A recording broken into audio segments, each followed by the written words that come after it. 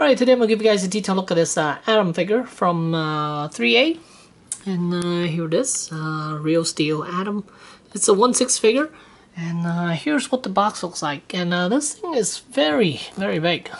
Here is Spider-Man. As you can see, the box is humongous compared to him. And after you open up the flap, you can see inside here are some stats about Adam. And then there's first layer of foam, and then inside the figure would be housed here. And there's also an instruction paper on where the battery is supposed to go and what things to watch out for. And then let's see on this side, same thing, on-off switch, where the battery is supposed to go, etc.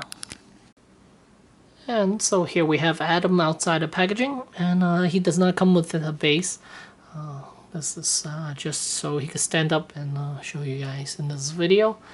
And he is very metallic and very rusty, and that's because of Threea. They could do a really good job with the paint. And if you look at him closely, definitely see the impressive weathering they did for this figure. There's his name, Adam. And yeah, it's just riddled with rust all over his body. Very impressive. And here's the back side of him. And you can see all the dirt, rust everywhere.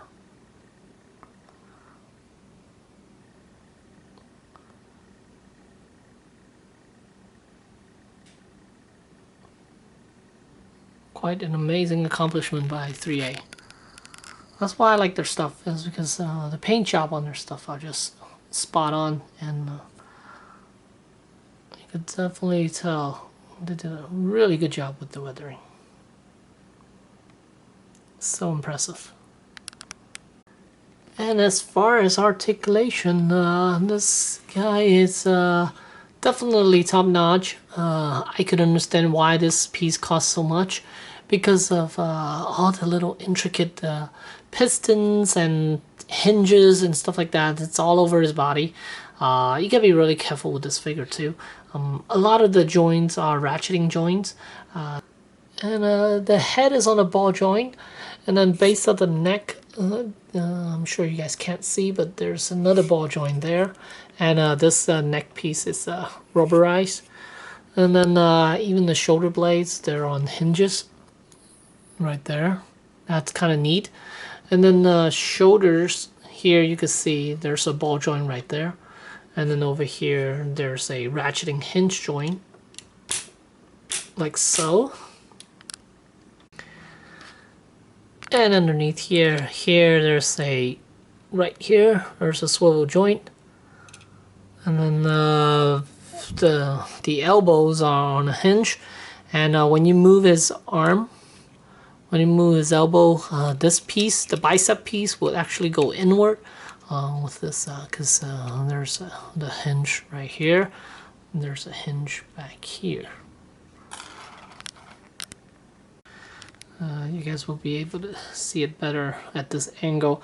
So there's the hinge joint, and then here there's a piston, and then here there's another hinge, and then there's some pistons back here. And here you can see when you bend his elbow, this piece kind of moves inward, pistons extends, and this here collapses.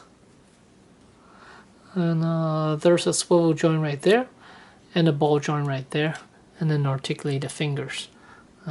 This section is articulated, this section is articulated, this section is articulated. And here on this back side, this you gotta watch out for. This piece right here, you just gotta watch out for. And then the butt plates, they could swing outward. And then here you can see the hips.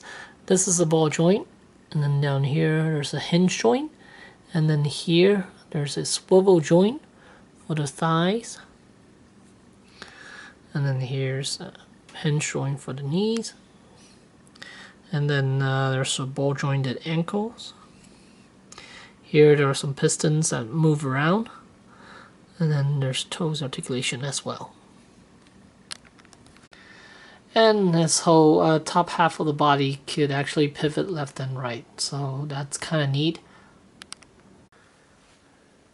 And here I got him on a pose where he's blocking someone and about to counter attack.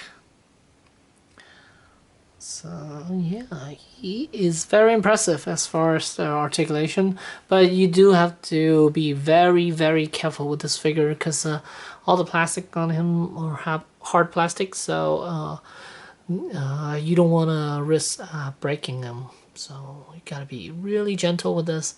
The joints are a bit stiff for this one, especially on mine. But I'm okay with it. Just gotta be really careful when turning him. And every time I turn him, I kind of have to pray that I won't end up breaking him.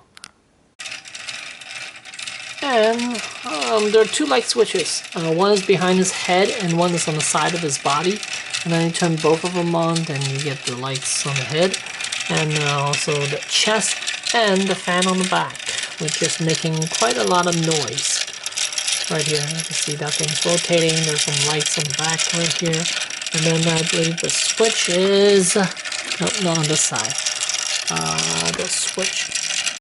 And there's the on-off switch for the side. And then the one behind his head is right there. Right there. As far as his height, this figure stands about 16.75 inches in height, and here he is standing next to Spider-Man, and you can see he towers over him, and that's to be expected because in the movie these robots are bigger than average human, and overall I am very impressed with this figure. Initially, I wasn't planning on getting this guy because I am not a fan of Adam, not the design. But after getting him, I find myself enjoying this figure quite a bit because of how intricate he is. He's way more intricate than Ambush. That's the other real steel figure I have. And as far as lights and all the pistons and everything else is just far superior than Ambush, and that's why I can see why this figure costs a lot more than Ambush. And the reason I got this figure also because I got it through Sideshow. They were having a sale, I believe it was 50% off.